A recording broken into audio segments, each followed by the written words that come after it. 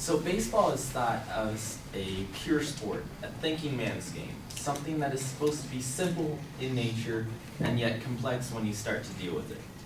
Most fans love the game of baseball because it allows them to just sit down, relax, and think about strategy. There's not too much athletic requirement that's really involved. Now, the thing is that baseball has a glaring problem though, and lately that's been steroids.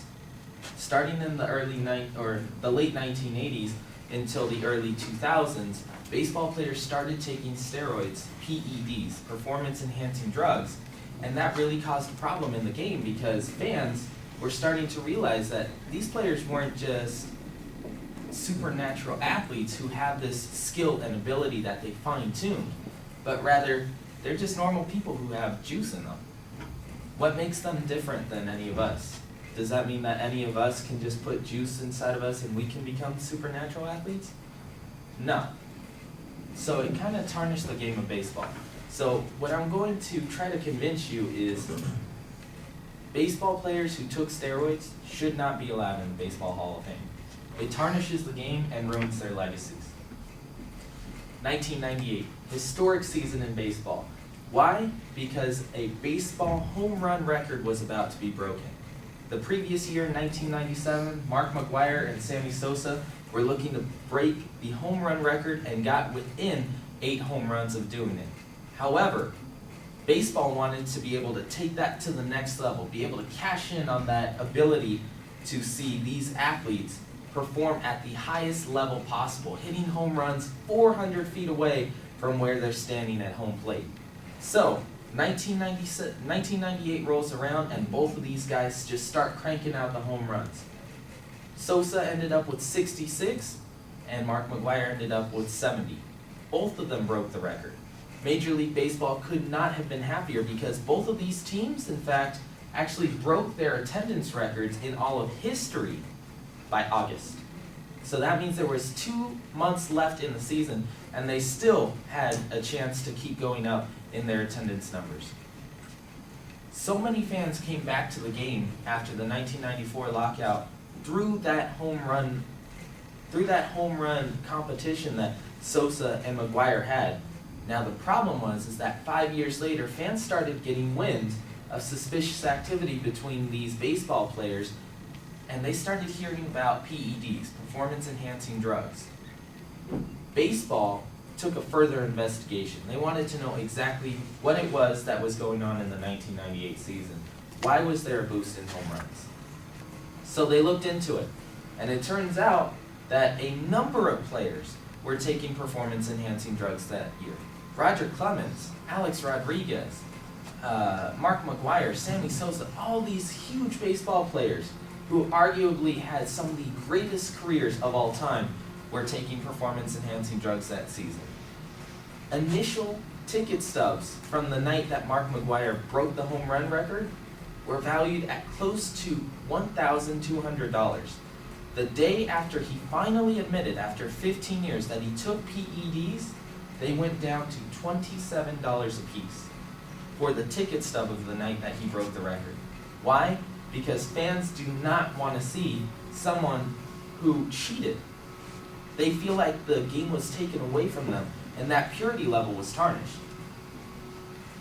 The next thing that is really tragic about baseball is how performance-enhancing drugs affects your mind.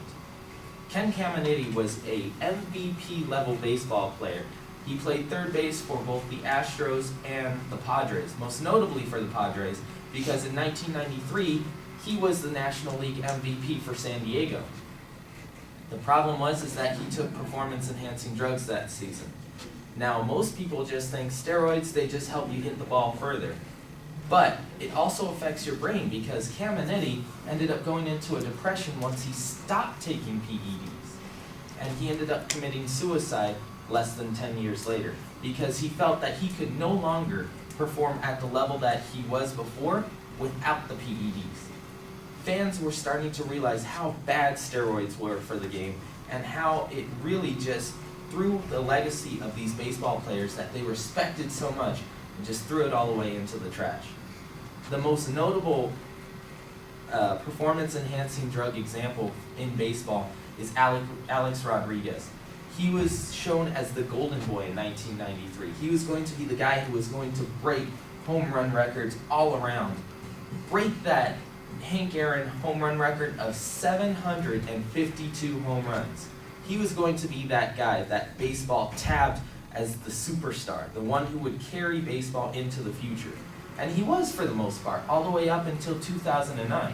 In 2009, a report came out that he had been caught with steroids back in 2003. He denied it vehemently that he had ever taken steroids or performance-enhancing drugs.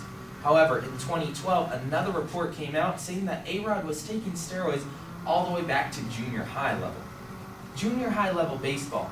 That means 7th and 8th graders are looking to try to juice themselves up and put more into their muscle just so that way they can get to that next level and get the acclaim that they want.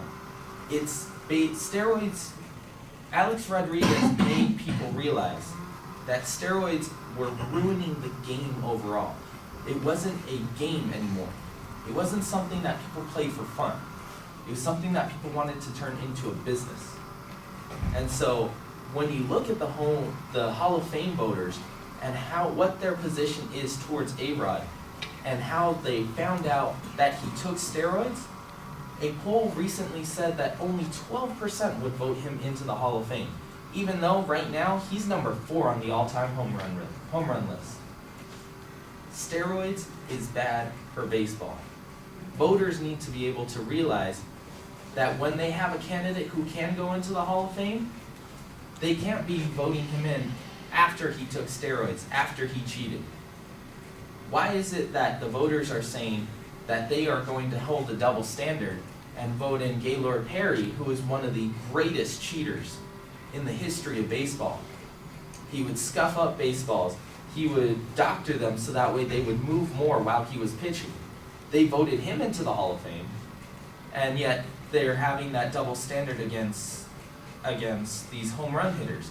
The thing is, you can't allow cheaters into the Hall of Fame, whether it be through steroids or doctoring baseballs. It tarnishes the legacy, and it also brings down the worth overall of the game and the Hall of Fame. Thank you.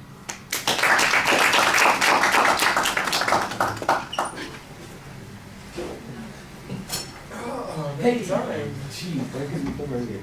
That's my shit.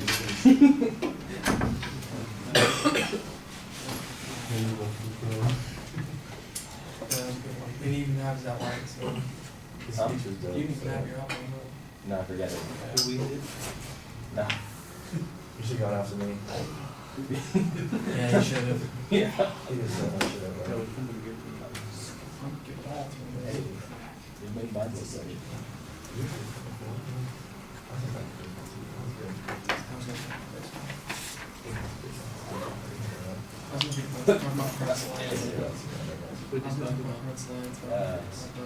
So Devin, what did you think? I thought it was really good. His intro was nice, and he had a smooth transition into all of his topics, talking about steroids. His presentation was good, other than the jersey. He projects his voice good. He makes eye contact with everyone. He doesn't fidget around with his hands or anything. He stands there in place, and I thought it was really good. Okay, how about his argument? I agreed with it. He makes good points as to why you shouldn't be allowed in the Hall of Fame if you're a cheater. Okay.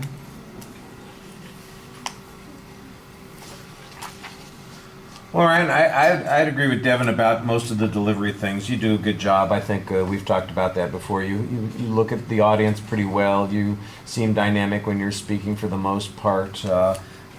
You're engaged when you're doing those things, so I think you're in solid ground there. I just think your content needs a little bit more control. I like the stories that you have. I like the examples that you use and the way you tell them. I just think they need to be structured a little bit more clearly so your argument is clear. At the beginning, it's about why the Hall of Fame should not be voting these people into, or the sports writers shouldn't be voting them into the Hall of Fame. And at the end, you come back to that particular point. So I got a couple of questions about what the criteria are. All right, to get into the Hall of Fame, you say that cheaters shouldn't be allowed into the Hall of Fame. So you need to tell us how PEDs are in fact cheating. Now, I think they are, and I understand why some people. Is it against the rules? It is. Yeah, that's one of those things that you don't really mention in the argument, and I think that that's one of those things that you want to say from the very beginning. How long has it been against the rules?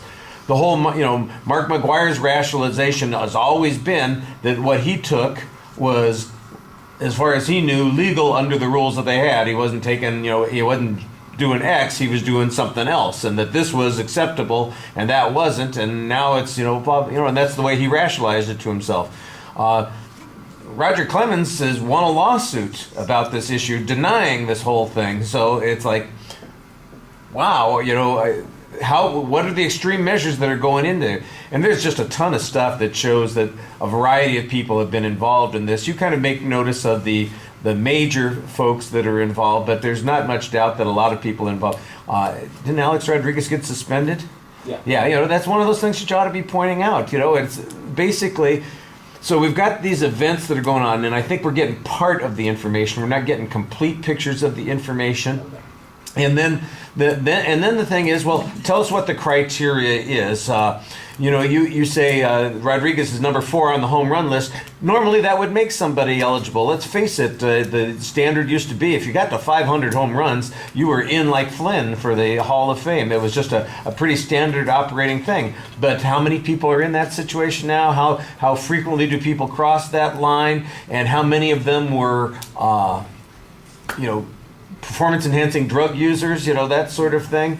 That's the kind of thing that's changed. And by the way, as the Hall of Fame excluded some of these people who've been eligible, that's another one of those things. And you want to say they're perfectly justified in doing so. I mean, that's the position that you take, but I don't know if they are living up to your standard or if they have ignored your standard. You mentioned Gaylord Perry at the end. I know that's kind of a rebuttal argument that you're dealing with here, because you say, well, they've let other cheaters in, that sort of thing. And I think you might want to say there are some issues about the way he's cheating that's a little bit different. For example, those performance-enhancing drugs are, a cheater like Gaylord Perry is not going to get depression and kill himself because he scuffed up the ball. That kind of stuff. That there isn't, in fact, some kind of difference between those sorts of things. But even then, I'm not sure that it gets you much except a little bit of confusion, because at the end it sounded like you were going to go the other direction. Yeah. And I'm going, wait. I thought he was saying that there's... And then you came back to the point and said, okay, well, that's the point. And that's why, like I said, I think there needs to be a little bit more control over the content that you've got. I think you've got good examples. I think you could use a little bit more information on some of the examples that you have, and then a little bit more background information and a better structure to make your argument work better. Okay. All right, thank you.